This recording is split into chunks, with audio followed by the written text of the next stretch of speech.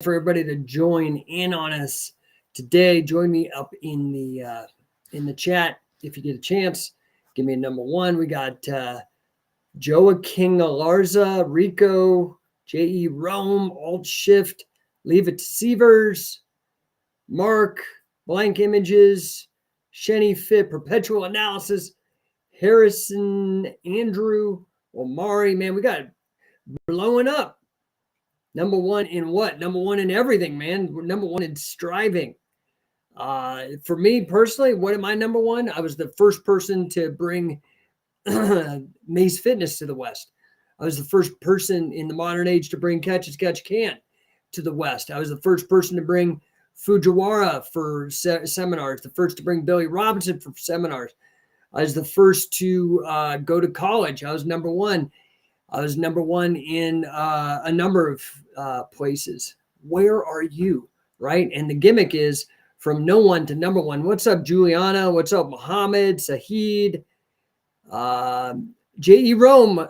I won a match. Dude, way to go, buddy. Congratulations. How'd you win? Got my dad even joined on. That's awesome. What's up, Luis? What's up, Big Gonzalez? Guys, hit me up in the chat if you want to talk. I am happy to discuss. Blank Images, 8 billion people. 50K Melkor. You ever wrestle anyone famous? Well, probably the most famous match I ever had. I never made it very big. I did have WWE tryouts, pro wrestling we're talking about now, and then I'll tell you about competitive wrestling. Probably Vampiro in the Toronto Sky Dome 2001.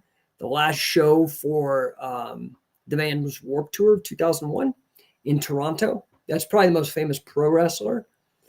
I was on shows with Roddy Piper, but these were all indie shows. Most famous person I ever actually wrestled, I don't know, maybe Gokor kicked my ass. This was 2004. This was before I hooked up with Billy Robinson. He was amazing. I don't know. I hope that helps answer your question. Leave it to Sievers. Bring the old school to the new school, aka Mace and Catch. And dude, that's really what I'm talking about today. Timeless wisdom meets modern hustle, right? Like I want to talk about this idea of like, what can we learn from the past and make relevant today? That is something that I am like really good at. If you want to say something where I'm number one, revive and thrive, right? Like unleashing ancient wisdom in today's world. I think that is something where undoubtedly I've had a tremendous effect. So leave it to Sievers. I appreciate that. Ahmed, hi. Hello. Jake JPEG 7, shout me out. I got you, dude. Just did. What's up, Jake? Got all 140,000 people on Instagram, got the social medias. I'm broadcasting right now to Facebook, LinkedIn, Twitter, Twitch, YouTube, all that. Alt Shift J, any place that teaches wrestling in Las Vegas. So do you see, because you're on Instagram, on the Scientific Wrestling Instagram, check out Pancration Philosopher. He is a Scientific Wrestling affiliate. He contributes to the Scientific Wrestling Instagram page quite often. You can't miss him. Just scroll down my feed and you'll see Pancration Philosopher. He is in Vegas and he is at a gym. So you might want to check him out. He might be able to hook you up with some people out there in Vegas. So let's dive in to this idea of ancient worlds that are providing strategies that are still relevant today. This is something that I've been fascinated with. So for example, the mace. The mace goes back ancient Persia, ancient India. You can go check out my Instagram at Mace Movement. And I post all kinds of practitioners that we've been able to spur in the modern age. It was dead before. I mean, just gonna be real. If I was hit by a bus before I released the Mace Bell and all that programming and the certifications and the instructionals and the actual Mace Bell that was made by Torque Athletic back in the day, it would not be happening like it is today. It would still be this very small provincial thing in India, no production maces. I'm confident of that, but it's huge now, right? Leave it to Sievers. I'm looking to open a gym that highlights swing style training and minimalistic approach to build a body that has longevity. Dude, rock and roll. I know some people that can help you. If you hit me in the DMs, get some people out there. And I'm always happy to help on a business perspective, see if I can't help you blow up on the marketing side. But, let's talk about, so the mace was one thing. Basically, it was a wooden handle affixed to a heavy rock. Maybe it was made with concrete molded, or maybe it was just a rock with rope and twine, and swung. And it was an exercise for predominantly wrestlers. So I decided to take that and update it. I created new exercises, gave it new names because people wouldn't be able to understand either Sanskrit or however it was being communicated. Estebledo. Who was that old man on your page that said affiliate today?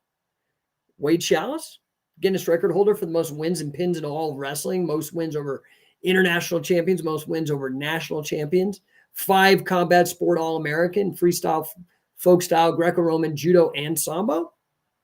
Bald guy.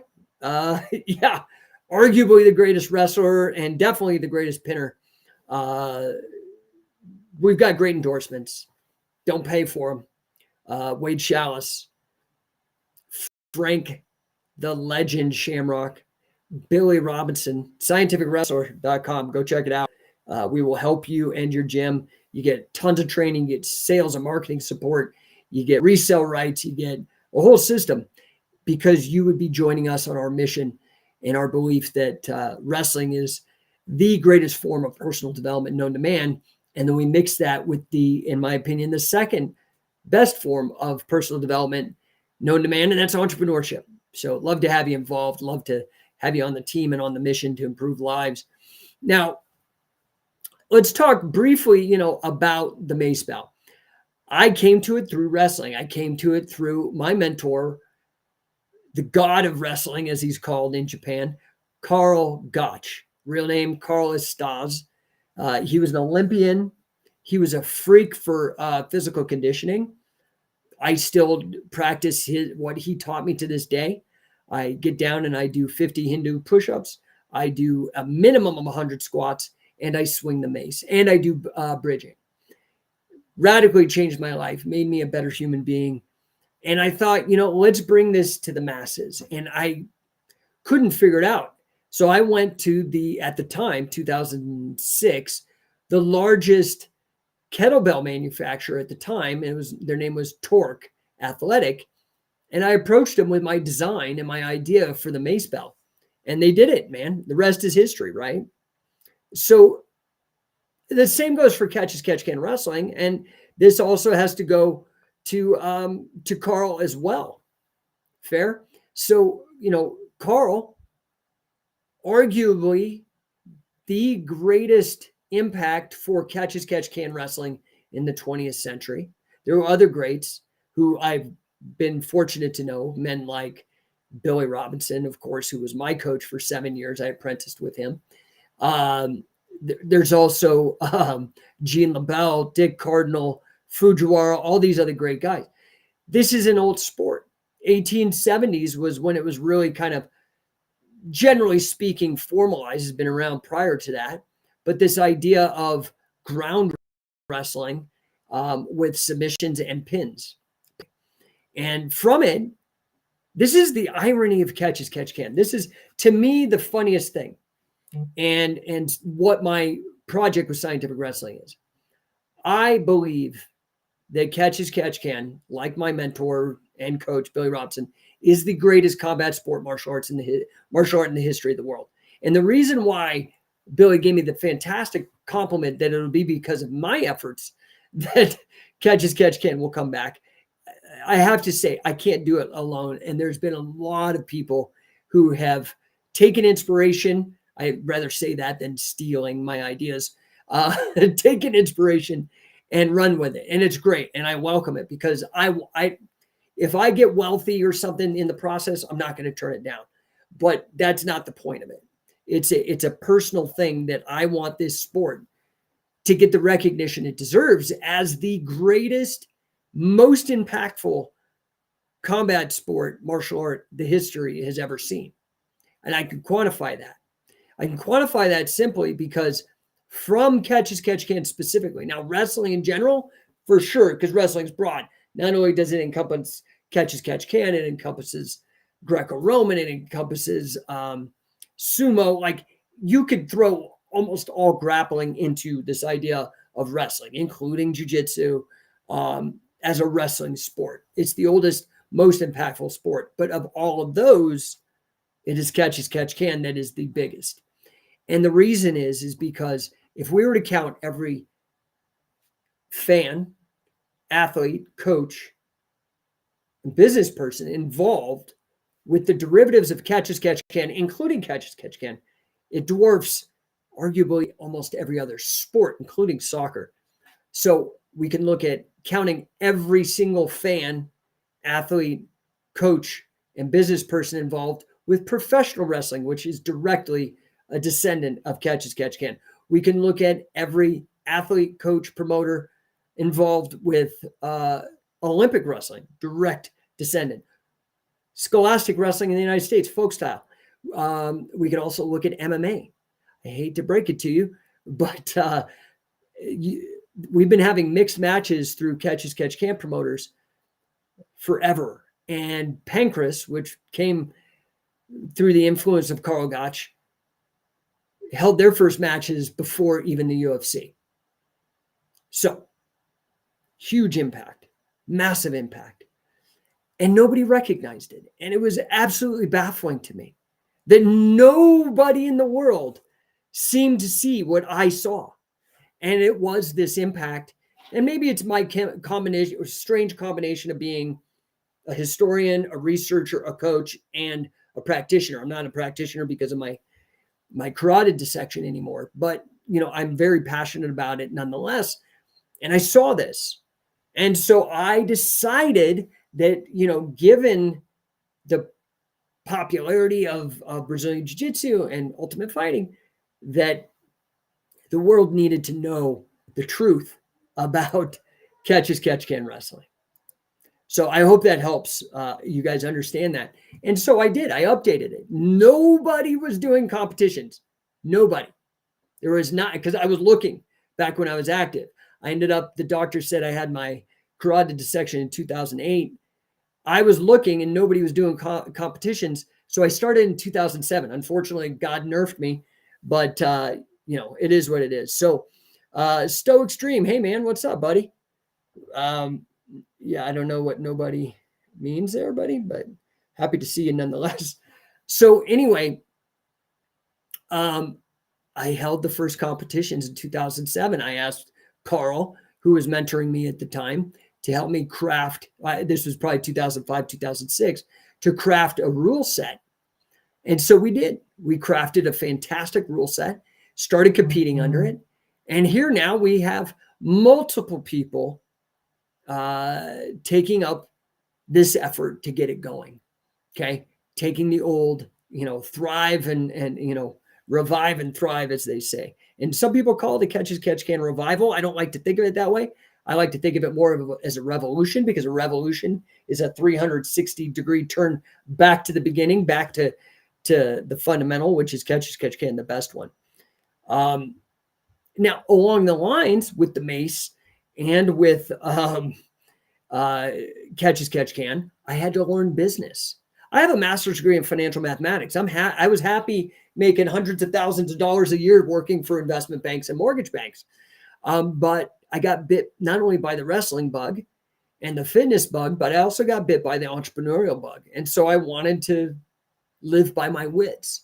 And so again, this idea of creating a business is an ancient idea, and providing this to the market. So now it doesn't just stop, there's all kinds of different places to do this. Another field in which I find old ideas being super relevant in the modern age, I ended up becoming a Freemason, so all the conspiratorial of you might enjoy that, but you may not enjoy having a debate with me, because I've done my research and my homework on it, unlike most people. And that's not to say, in fact, I'm a big fan of conspiracy theories, but I'm more of a fan of conspiracy facts, and there's plenty of them to go out there. So no sense spewing fake news. But like the ideas of Freemasonry and of classical liberalism, or what is today known as libertarianism, which is now considered right wing. Classical liberalism is now a right wing philosophy, but there's so much to be learned, right? In that, including, classical liberalism.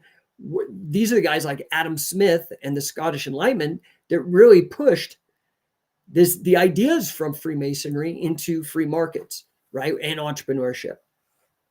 So, I think it's important, and I do got to jump because I've got another podcast that I'm going to be a guest on.